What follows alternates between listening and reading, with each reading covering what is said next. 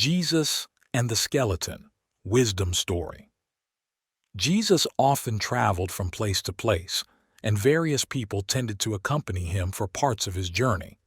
On one occasion, as he was leaving a small village, a young man began to follow him. Not long after they had set out, the young man spotted the bones of some anonymous creature in a ditch. His curiosity was raised, and believing that he had discovered an abandoned human skeleton, he started to poke the bones with his stick. "Are you not the greatest prophet on the face of the earth?" he asked Jesus.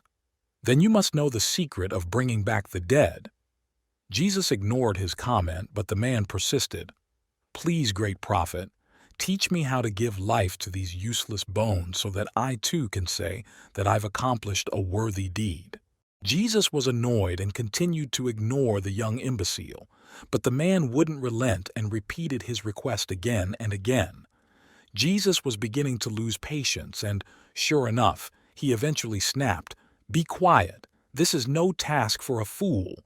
This work requires a soul purer than rainwater, a self more sentient than angels.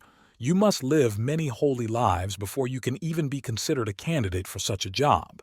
Let's just imagine for argument's sake that you found a suitable staff, but where now is Moses to achieve the miracle?"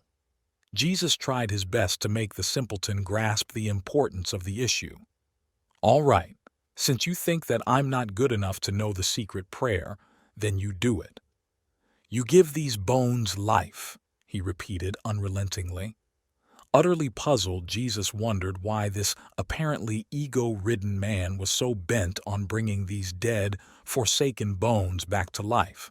He turned to God, imploring him to divulge the reason for this challenge, and soon he heard a voice in his head. "The piteous always drive, the pictures always drive themselves into a rueful state. They plant seeds but sow thorns, and those who sow thorns have no place in the divine garden. In their hands every rose will become a thorn. If they fall in love, their beloved will turn into a venomous, for their spirit is dark and nasty. Their talent is in creating poison, unlike the true alchemist who turns everything into precious gold." Quite curious by now, Jesus decided to fulfill the young man's demand, hoping to discover the purpose of this predicament that he found himself in, as well as ridding himself of the fellow's exasperating company. Thus, he uttered the prayer to raise the dead and blew it onto the shattered bones. Unbeknown to Jesus and the young half-wit, the bones were not those of a man but of a fierce black lion. In no time, the lion, raised from the dead, snapped the young man's head off, broke his arms and legs, and shredded his body. Standing a few paces away, Jesus witnessed the attack in awe. Cautiously, he approached the lion. "Why did you tear this poor man apart? He just made me give you back your life." "I decimated his body because he made you angry, O great prophet," said the lion obediently. "Then why don't you eat his flesh?" inquired Jesus.